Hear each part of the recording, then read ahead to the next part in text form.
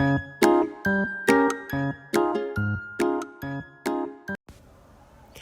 you worried? Do you have many what if thoughts? You are identified with your mind, which is projecting itself into an imaginary future situation and creating fear. There's no way that you can cope with such a situation because it doesn't exist. It's a mental phantom.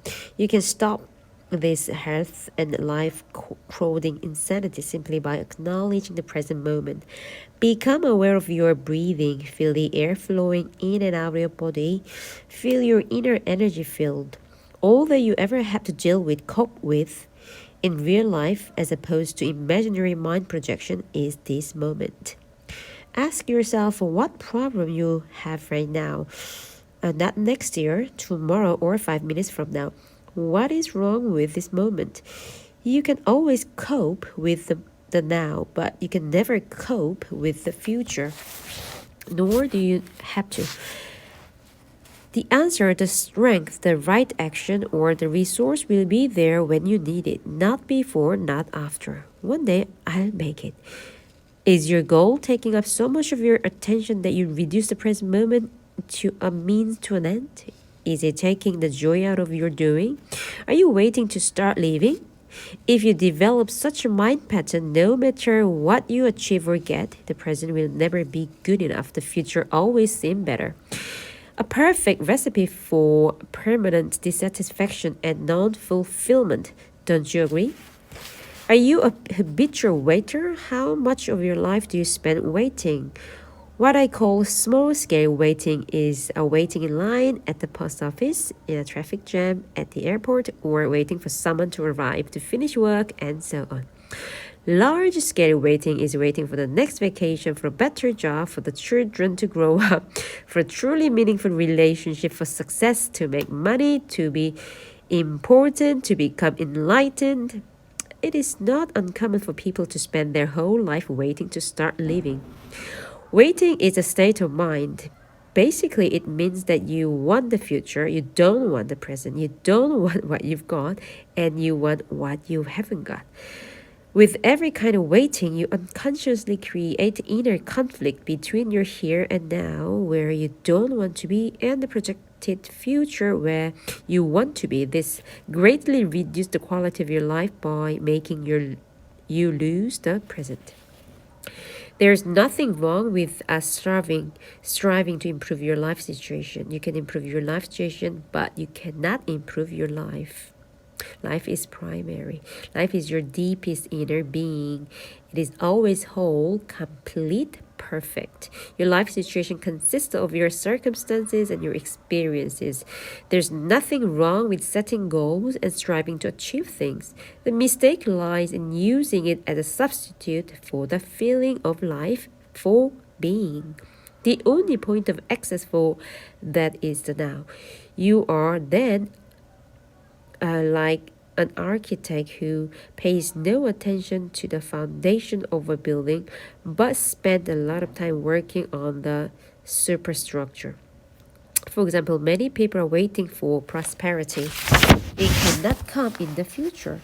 When you honor, acknowledge, and fully accept your present reality, where you are, who you are, what you are doing right now, when you fully accept what you have got, you have grateful for what you've got, grateful for what is, grateful for being. Gratitude for the present moment and the fullness of life now is true prosperity. It cannot come in the future. Then in time, that prosperity manifests for you in various ways.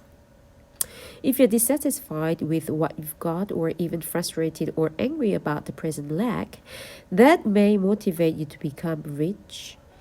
But even if you do make millions, you'll continue to experience the inner condition of lack. Deep down, you'll continue to feel unfulfilled. You may have many exciting experiences that money can buy, but they will come and go and always leave you with an empty feeling and the need for further physical or psychological gratification. You won't abide in being and so feel the fullness of life now. That alone is true prosperity. You won't abide in being And so feel the fullness of life now. That alone is true prosperity. So give up waiting as a state of mind. When you catch yourself slipping into waiting, snap out of it. Come into the present moment. Just be and enjoy being. If you are present, there's never any need for you to wait for anything. So next time somebody says sorry to have kept you waiting, you can reply, "That's all right. I wasn't waiting. I was just standing here enjoying myself. The joy in myself." These are just a few habitual mind strategies for denying the present moment that are part of ordinary unconsciousness. They are easy to overlook because they are so much part of normal living. The background static of a perpetual discontent. But the more you practice monitoring your inner mental emotional state, the easier it will be to know when you have been trapped in the past or future, which is to say, unconscious, or to awaken out of dream of time into a present. Beware the force unhappy self based on mind identification live on time. It knows that the present moment is its own death, and so feel very threatened by it. It will do all it can to take you out of it.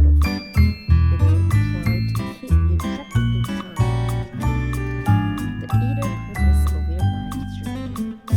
I can see the future of what you are saying, but I think we must have purpose on our life journey, otherwise we just drift, and purpose means to take a slip.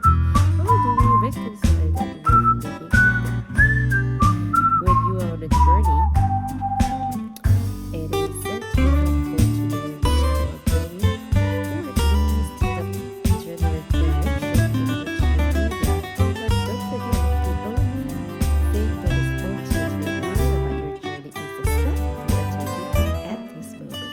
That's all there is. Your life's journey has outer purpose and an inner purpose. Your outer purpose is to arrive at your goal and destination, to accomplish what you set out to do, to achieve this or that, which of course implies future. But if your destination or the step you're going to take in the future takes up so much of your attention that they become more important to you than the step you are taking now, then you completely miss the journey's inner purpose, which has nothing to do with where you're going or what you're doing, but everything to do with how. It has nothing to do with future, but everything to do with the quality of your consciousness at this moment. The outer purpose belongs to a horizontal dimension of space and time. The inner purpose concerns a deepening of your being in the vertical dimension of timeless now. The outer purpose belongs to the horizontal dimension of space and time. The inner purpose concerns a deepening of your being in the vertical dimension of the timeless now. Your outer journey may contain a million steps. Your inner journey only has one, the step you are taking right now. As you become more deeply aware of this step, you realize that is already contained within itself all the other steps as well as the destination. This one step then becomes transformed into an expression of perfection, an act of great beauty and quality. It will have taken you into being, and the light of being will shine through it. This is both the purpose and the fulfillment of your inner journey, the journey into yourself. Does it matter whether you achieve the outer purpose, whether you succeed or fail in the world? It will matter to you as long as you haven't realized your inner purpose. After that, the outer purpose is just a game that you may continue to play simply because you enjoy it. It is also possible to fail completely in your outer purpose and at the same time totally succeed in your inner purpose, or the other way around, which is actually more common: outer riches and inner poverty, or to gain the world and lose your soul, as Jesus puts it. Ultimately, of course, every outer purpose is doomed to fail sooner or later simply because it is subjected to the law of impermanence of all things. The sooner you realize your outer purpose cannot give you lasting fulfillment, the better. When you have seen the limitations of your outer purpose, you give up your unrealistic expectation that should make you happy, and you make it subservient to your inner purpose. The past cannot survive in your present.